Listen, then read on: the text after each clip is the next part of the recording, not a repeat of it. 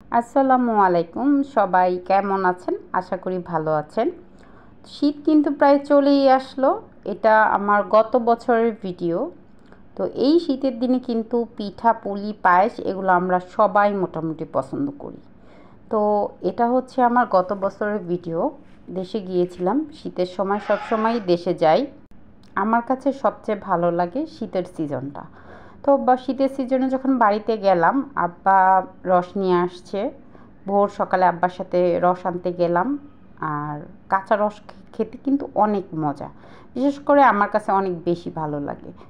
তো আজকে আম্মা বানাবে চাল কুমড়ার পায়েস। এটা অনেকে খেয়েছে কিনা জানি না, তবে আমাদের অঞ্চলে এই জিনিসটা খুবই পছন্দ করে। তো আম্মু রসটা একদম, আমরা যে যা খাবার খেয়েছি কাঁচা রস, এখন এই রসটাকে সুন্দর করে পরিষ্কার করে মানে ছেঁকে এখন জাল দিচ্ছে।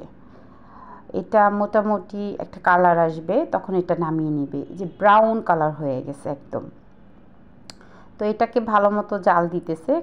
জালি কুমড়া রান্না করবে। এটা হচ্ছে আমাদের গাছের জালি কুমড়ো। তো এটা দিয়ে আজকে রান্না করা হবে পায়েস। ভাবি কাটতেছে।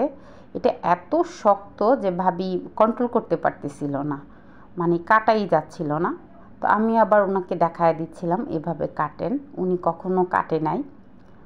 তো অবশেষে এটাকে কাটলো এবং এটা সুন্দর করে, এত বিচি হয়েছে বলার বাইরে। সুন্দর করে কাটার পরে সুন্দর করে সিলতেছে। চোকলাটা মানে ভারী করে ফেলতে হবে, তাহলে এটা মজা হবে। তো ভাবি একে একে সবগুলো পরিষ্কার করতেছে।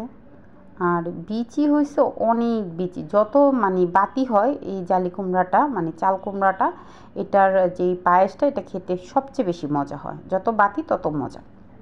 ভাবির অনেক কষ্ট হয়ে যাইতেছিল, কারণ ভাবি কখনোই এটা কাটেও নাই আর এটা নাকি খায়ও নাই। তো উনি ফার্স্ট টাইম খাবে। আর আমরা প্রায়ই যখন দেশে যাই শীতে, আমি নর্মালি শীতের সময় বাড়িতে যাই এই মার হাতের পিঠা পুলিগুলো খাইতে। তো এইটা আমাদের থাকেই। এই যে ভাবি সব একদম পরিষ্কার করে সুন্দর করে জিরি জিরি করে কাটতেছে। এটা হাতে কাটলেই সুন্দর হয়, মেশিনে কাটলে একদম বেশি ঝিরিঝিরি হয়ে যায়, তখন এটা অ্যাকচুয়ালি মজা লাগে না খেতে। ভাবি কাটতে কাটতে কাহিল হয়ে গেছে, এখন আম্মুকে দিছে। আম্মু তো সুপার ফাস্ট, কারণ উনি এগুলো করে অভ্যস্ত, ভাবি তো আর করে অভ্যস্ত না। তো এই যে আম্মু কাটতেছে খুব সুন্দর করে। শীতের দিন কিন্তু অনেক মজা দেশে, যারা দেশে থাকে তারা বুঝে। আমি শীতের দিনই বাড়িতে যাই, আমার অনেক ভালো লাগে, অনেকটা টাইম কাটাই শীতের দিনে। এই যে ঝিরিঝিরি করে কাটছে, এখন অল্প পানিতে সব পরিষ্কার করে ধুয়ে চাল কুমড়াটা দিয়ে দিয়েছে আম্মু। এটা মোটামুটি একটা ফাঁপ আসবে, মানে হালকা সিদ্ধ হবে। তারপর এটাকে পানি ঝরিয়ে নেবে। এই যে পানি ঝরিয়ে নিয়েছে একটা ছাঁকনিতে।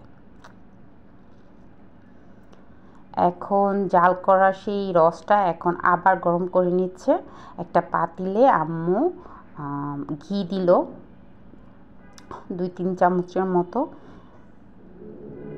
ঘি দেওয়ার পরে আম্মু এটাতে দিবে কাজু বাদাম, তারপর হচ্ছে কিশমিশ দিবে। কিশমিশটা ভেজে নিবে সুন্দর করে ঘিতে। এলাচ দারুচিনি এগুলো তো দিতে হবে, না হলে কিন্তু পায়েস মজা লাগবে না।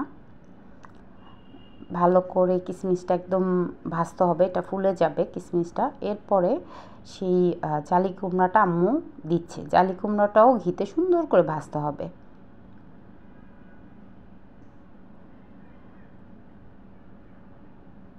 সুন্দর করে ভেজে এখন আম্মু একটু পাটালি গুড়, মানে হচ্ছে খেজুরের গুড় যেটা, ওইটা দিয়ে দিল। খেজুরের রসও আছে, রসটা পরে দিবে, কিন্তু একটু হালকা খেজুরের গুড় আম্মু দিয়ে দিছে এটার ভিতরে।